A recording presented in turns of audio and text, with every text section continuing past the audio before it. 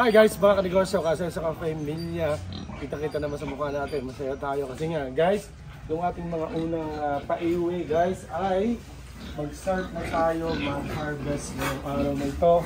Yan, maganda. So sana marami tayong makuha. Maya-maya kaunti guys, i-update natin kayo during nakikilo, bibidyohan natin. Sana po ay mga tigo 120, 130 ang isang baboy para maganda. Kitain natin. Yun lang guys, maya-maya na kaunti. Sige po.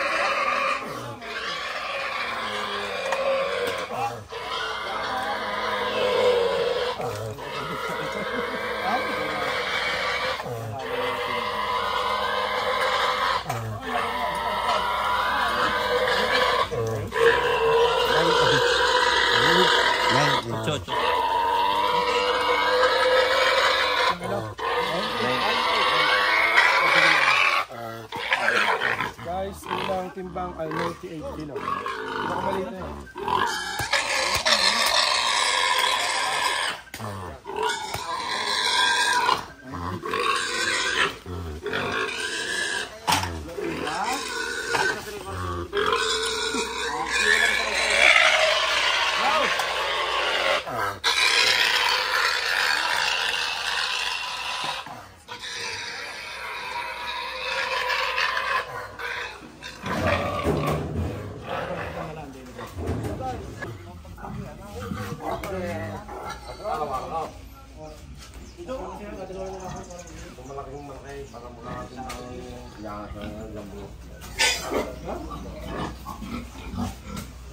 Yo.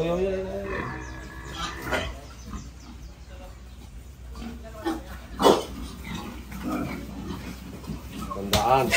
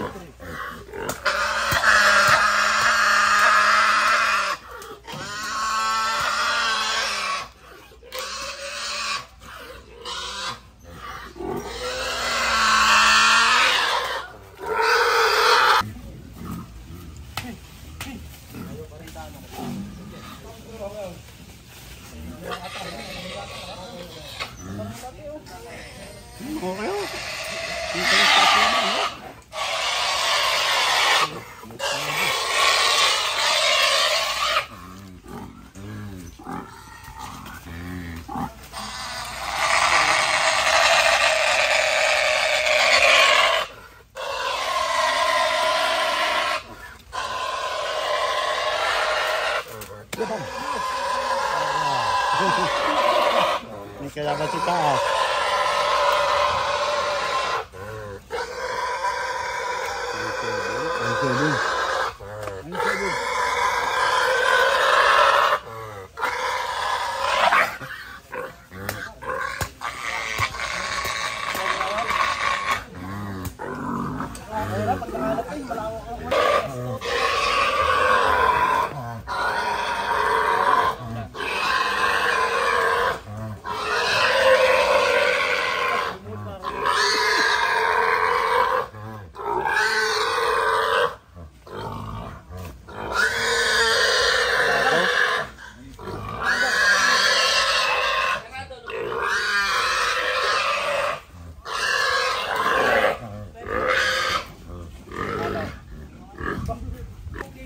Ha?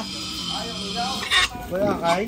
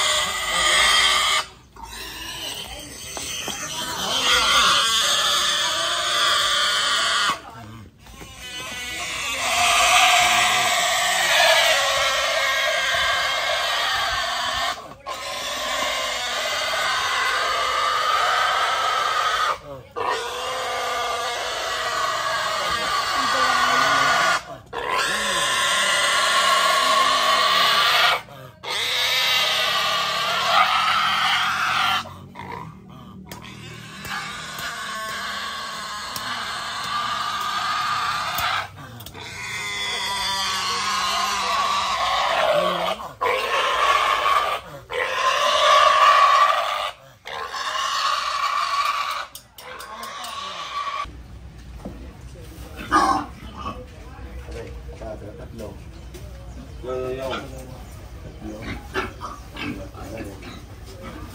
Aray, kaya... Yeah, ito na para si ate sibat niya. Tatas pa?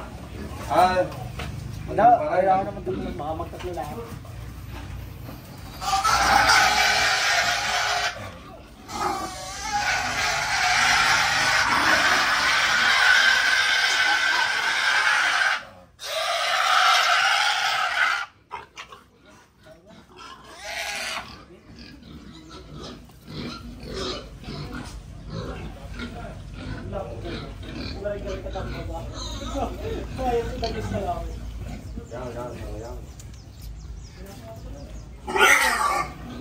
kailan kaya dyan?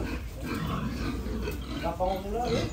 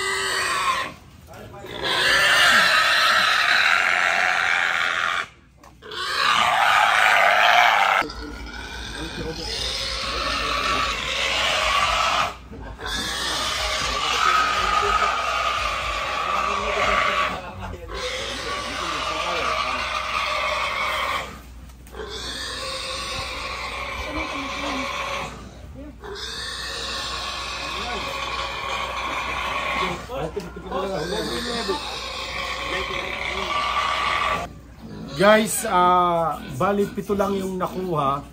Bali guys, itong dalawang pitak na ito, medyo mali talaga yung pitak niya. Talaga, initially, nang nilagyan natin ito ay 23 heads. 11 dito, 12 dito. So, unfortunately, may namatay na dalawa na parang nakaka 2 months na. So, bali guys, ito sa 24, May 24, ito pa lang yung performance nila since binili natin at inilagaan. Maaaring may magsabi sa inyo na bakit hindi pinaabot ng 4 months. Kasi kahit dito man, marami kong mga kumpare, sabi na dapat daw medyo magulang-gulang. Dapat 4 na buwan bago ibenta. Simula nung bilhin, dapat 4 na buwan para mas mabigat yung baboy. Guys, ang purpose natin ngayon, dahil alam naman natin, sobrang init ngayon. Kahapon, meron tayong pinsan, may pambenta na heat stroke yung isa. Noong isang araw, meron tayong pinsan na heat stroke yung dalawa. So, tayo guys, ay tatawag ngayon, natatakot. Kaya guys, tingnan nyo, medyo maluwag na siya ngayon. Yan, yung kabila, medyo maluwag na. Mas mabilis silang lalaki. At guys, yun nga, sabi nga ng ating buyer, pag may 2 weeks, pwede nang pagsabay-sabay itong 14 na ulong ito. Guys, not bad. Not bad din naman kasi yung mga ipinakuha naman natin guys ay ito. Yan. Bali yung 7 heads natin guys, yung number 1 is 98 kilos. Number 2, 93, then 97, 90, 91, 98, and 99. Ang total, 663 kilos. At guys, yun nga, 663 kilos yung total. 211 kilos, 139,897. Guys, kung i-compute nyo, not bad. 7 baboy, halos nag-average ng 20,000 at isang baboy. Ulitin ko guys, ang benta natin is 139,893 sa 7 baboy guys. Ulitin ko, halos damartida, halos almost 20,000 na isang baboy. So guys, ito nga, share ko lang sa inyo, yung part 2 natin ito, na pag nabenta natin yung 14 heads na ito, saka natin bibigay sa inyo yung figure, magkano ba ang kinita namin sa all-in-all na 21 heads or bali 23 heads, isama mo na yung patay.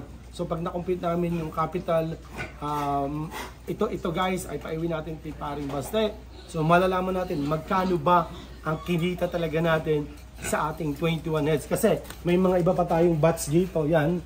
Siguro hindi na rin magtatagal to. Pag may isang buwan pa yan, isang buwan kalahati, yan. Yan, then doon, yan, then dito, marami yan. So guys, all in all yung paiwi na natin, nasa mga 200 heads na.